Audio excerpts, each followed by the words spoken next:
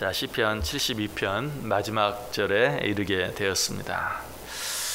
이 시편 72편 마지막 부분은 단순히 시편 72편의 마지막 절이 아니라 시편은 모두 150장으로 되어 있으면서 다섯 권으로 나눠져 있어요. 그런데 이 시편 72편은 시편의 두 번째 권, 제2권의 마지막 장입니다. 그러므로 오늘 읽은 이 본문 말씀 시편 제72편 맨 끝에 있는 부분은 시편 72편의 끝만이 아니라 시편 제2권, 시편 42편부터 시편 72편까지의 끝이다라고 말씀드릴 수 있어요. 자, 그런데 그 끝에 어떤 내용이 나옵니까? 특별히 19절 끝부분에 아멘, 아멘.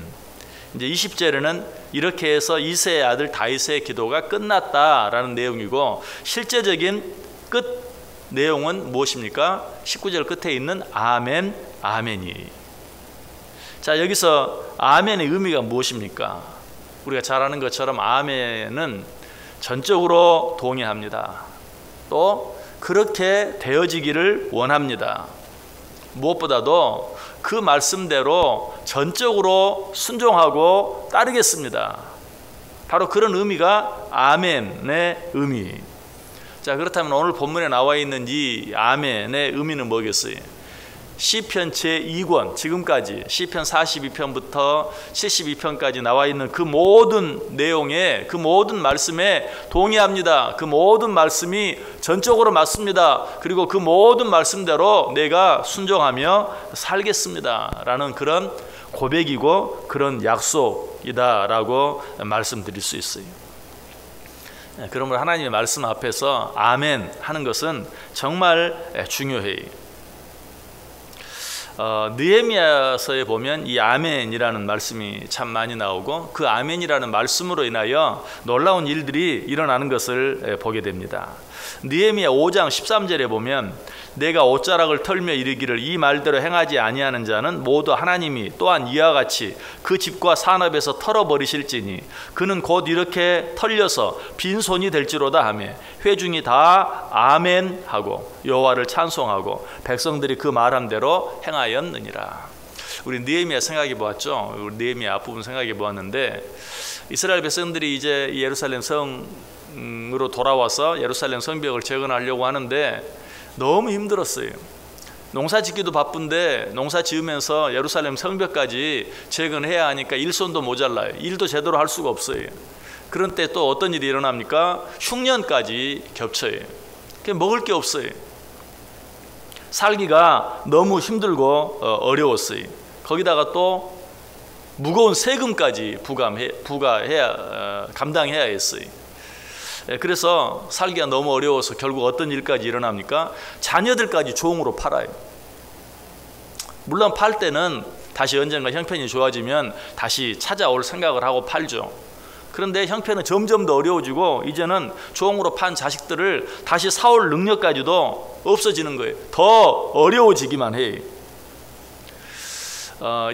그런데 이런 어려운 일이 생기게 된 것이 뭐 단순히 일손이 부족하고 흉년이 닥쳐오고 또 세금을 많이 내야 하고 하는 이런 것뿐만 아니라, 사실은 그 당시 힘있고 돈 있는 사람들, 그런 사람들이 이런 어려운 틈을 이용해서 고리대금업을 했어요.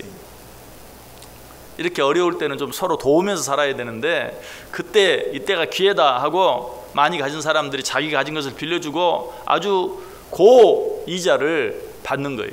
그러니까 일손이 부족한 데다, 흉년이 겹친 데다, 세금 내야 하는 데다, 그나마 급하다고 돈 좀 빌려 썼다가 정말 감당할 수 없을 만큼 많은 이자를 내야 하는 그런 것, 그것이 가장 큰 이유였어요. 그때 느헤미야가 말합니다. 너희 이러지 말아라. 이렇게 하는 것은 형제를 사고 파는 일이다. 언제까지 이렇게 하겠느냐. 그러면서 방금 읽었던 그 말씀, 느헤미야 5장 13절, 너희들 이렇게 계속하면 내가 너희들의 집과 너희들의 산업을 다 털어버리겠다. 그래서 빈손이 되게 만들고 말겠다. 그런데 놀라운 사실은 어떻게 했어요? 바로 그 말씀 앞에서 너희들 계속 이렇게 하면 너희들 다 빈 털터리가 되고 말 것이다. 한마디로 내가 너희를 망하게 하겠다. 그런데 이 느헤미야 말씀 앞에서 그들이 뭐 어떻게 했다고요? 아멘 했다라고 말하고 있어요. 여러분, 이 아멘 하기가 쉽지 않아요. 사실 뭐 고려대금업 당시에 이 어려운 때 돈 빌려달라고 하니까 내가 내 돈 빌려주고 이자 좀 받겠다는데 내가 뭘 잘못했느냐, 내가 뭐 남의 것을 뺏기려 했느냐, 도적질을 했느냐, 사람을 죽였느냐, 얼마든지 말할 수 있어요. 그러나 그 말씀 앞에서 일제히 아멘 했어요. 그리고 그 일을 행하지 않았어요. 여러분, 사실 이것이 도무지 인간적으로는 재건하기 불가능한 예루살렘 성벽을 단 52일 만에 재건할 수 있는 그런 기적이 일어날 수 있었던 이유예요. 여러분 꼭 기억하시길 바랍니다. 하나님의 말씀 앞에서 아멘 할 때 역사가 일어난다. 하나님의 말씀 앞에서 아멘 할 때 기적이 일어난다. 여러분 이 사실 꼭 기억해요. 특별히 뭐 정말 듣기 좋은 말에 아멘 하기는 쉽죠. 그러나 방금처럼 너 이렇게 하면 망하게 할 거야, 다 빈 털털이 되게 만들고 말 거야, 그럼에도 불구하고 하나님의 말씀인 줄 알고 아멘 했을 때 기적이 일어난 것이, 또 느헤미야 8장에도 보면 이스라엘 백성들이 그 성문 앞 광장에 모여서 학사 에스라를 모셔놓고 집회를 하죠. 이때 학사 에스라가 하나님의 말씀을 전할 때 오늘 본문과 똑같이 그들이 어떻게 했다고 말합니까? 아멘 아멘. 거기도 아멘이 2번 나와요. 아멘 아멘 했다. 그렇게 했을 때 어떻게, 예루살렘 성 안에, 이제 예루살렘 성벽이 맞춰진 그 예루살렘 성 안에 놀라운 부흥의 역사가 일어나는 것을 보게 돼요.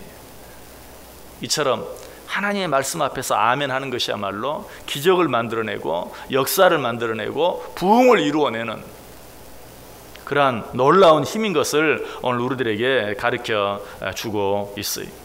여러분, 하나님의 말씀 앞에서 아멘 할 수 있기를 바라요. 이것은 단순히 입으로만 아멘 하는 것이 아니라 마음속 깊이 하나님의 말씀에 동의하고 무엇보다도 내 행동으로, 내 삶으로 하나님의 말씀에 순종하며 그 말씀대로 따라가는 그러한 것을 말하는 것이.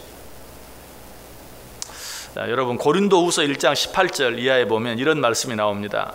내 하나님은 미쁘시니라. 우리가 너희에게 한 말은 예하고 아니라 함이 없노라. 우리 곧 나와 실로아노와 디모데로 말미암아 너희 가운데 전파된 하나님의 아들 예수 그리스도는 예하고 아니라 함이 되지 아니하였으니 그에게는 예만 되었느니라. 하나님의 약속은 얼마든지 그리스도 안에서 예가 되니 그런즉 그로 말미암아 우리가 아멘하여 하나님께 영광을 돌리게 되느니라. 사람 말에 대해서 예할 때는 고민 좀 하고 생각 좀 해야 돼요. 잘못하면 큰일 나요. 그러나 오늘 말씀은 무슨 말이, 고린도후서에 있는 말씀이 무슨 말? 하나님의 말씀 앞에서는 고민할 필요도 없고 생각할 필요도 없고 계산할 필요도 없다. 무조건 아멘 해라. 하나님의 말씀은, 하나님의 모든 말씀은 예만 된다. 예수님이 그렇게 하셨다. 그래서 여러분 예수님의 별명 가운데 하나가 뭔 줄 아세요? 아멘이에요. 아멘. 요한계시록 3장 14절에 나오죠. 라오디게아 교회의 사자에게 편지하라. 아멘이시오 충성되고 참된 증인이시오 하나님의 창조의 근본이신 이가 이르시되. 여기 보면 충성되고 참된 증인, 하나님의 창조의 근본, 이런 말씀과 더불어 뭐라고 말해요? 아멘이시오. 예수 그리스도를 가리켜 아멘이시다.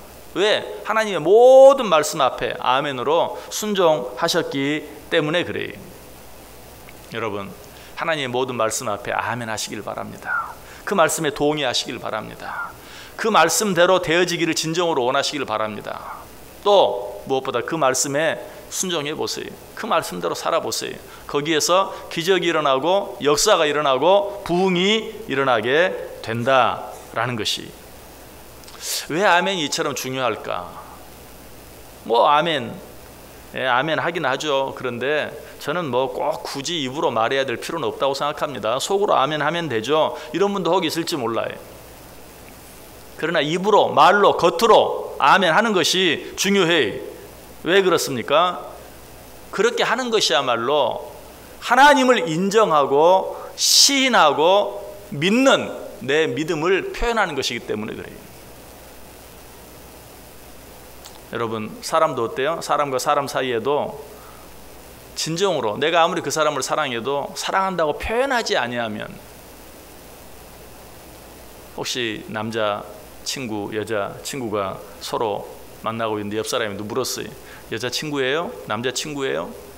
남자 친구인데, 여자 친구인데, 내 남자 친구입니다, 내 여자 친구입니다 라고 입으로 말하지 아니한다면 그 남자 친구, 그 여자 친구는 어떻게 생각하겠어요?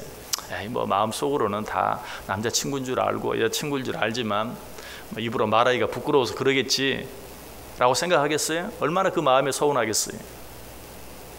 육신을 가진 우리들은요, 겉으로 표현해야 돼, 드러내야 돼. 그렇지 아니한 것은 확신이 없는 거예요. 믿음이 없는 거예요. 우리의 믿음도 마찬가지.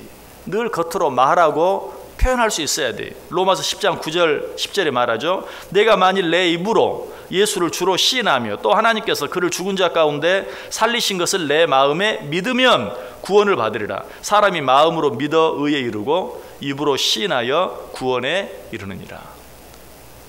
입으로 시인할 때 구원함에 이른다. 이 말은 입으로 시인하는 것 그것 자체가 중요한 게 아니라 입으로 시인하는 그 믿음이 진정한 믿음이다 하는 것을 우리에게 말해 주고 있어요. 로마서 7장에도 나옵니다. 우리가 율법은 신령한 줄 알거니와 나는 육신에 속하여 죄 아래 팔렸도다. 내가 행하는 것은 내가 알지 못하노니 곧 내가 원하는 것은 행하지 아니하고 도리어 미워하는 것을 행함이니라. 이 말이 무슨 말인 줄 아세요? 내가 내 마음속으로 생각하는 것이 내 모습이 아니다. 내가 마음속으로 나 하나님 사랑해, 나 하나님 믿어, 이것이 네 진짜 모습이 아니다. 네가 입으로 시인하고 몸으로 행동하는 것이 네 진짜 모습이다 라고 말씀하고 있는 것이, 우리는 이 사실을 인정해야 돼. 속으면 안 돼. 내가 마음속으로 생각하는 것이 내 본 모습이다. 아니, 내가 입으로 시인하고 내 몸으로 행동하는 것이 나의 본 모습이다. 내 생각이 어떠한가에 따라서 내 주인이 결정되는 것이 아니라 내가 어떻게 말하고 행동하느냐에 따라서 내 주인이 결정돼요. 이건 정말 중요한 사실이. 여러분이 혹 신앙생활을 하면서 나름대로 신앙생활을 오래 했는데 왜 이렇게 내 믿음이 자라지 않을까? 마음속으로만 믿고 마음속으로만 시인하고 살아가는 그런 삶, 내 믿음이 자랄 수 없어요. 입으로 시인하고 몸으로 시인하는 그런 삶을 살 때 진정으로 우리의 삶이, 우리의 믿음이 성장하게 된다. 이런 의미에서 우리가 모든 하나님의 말씀 앞에서 아멘, 아멘, 입으로 시인하고 인정하고 한 걸음 더 나아가서 그러한 삶을 살아드리는 것, 이것이 정말 필요하고 중요하다. 잠언 28장 26절에 보면 이런 말씀도 있어요. 자기의 마음을 믿는 자는 미련한 자요, 지혜롭게 행하는 자는 구원을 얻을 자니라. 마음속으로 생각하는 것이 내 진짜 모습이다 라고 생각하는 자는 미련한 자다. 마음속으로 좋은 일을 하지 않는 사람 한 사람도 없어요. 마음속으로 나쁜 일 해야 되겠다라고 작정하는 사람 없어요. 그럼에도 불구하고 겉으로, 말로, 행동으로 잘못하는 사람은 너무나 많아요. 마음속 모습이 내 모습이 아니다. 내 입으로 어떻게 말하고 어떻게 행동하느냐 하는 것이 내 모습이다라고 이야기하고 있어요. 여러분, 하나님의 모든 말씀 앞에서 아멘 할 수 있길 바랍니다. 진정으로 아멘, 아멘. 그리고 그 말씀대로 순종하며 살아보시길 바랍니다. 그렇게 함으로 여러분의 삶 속에 기적이 일어나고 역사가 일어나고 부흥이 일어나는 놀라운 일을 날마다 우리가 체험하고 경험하고 누리며 살 수 있게 되기를 주님의 이름으로 간절히 축원합니다. 기도하겠습니다. 하나님 감사합니다. 오늘도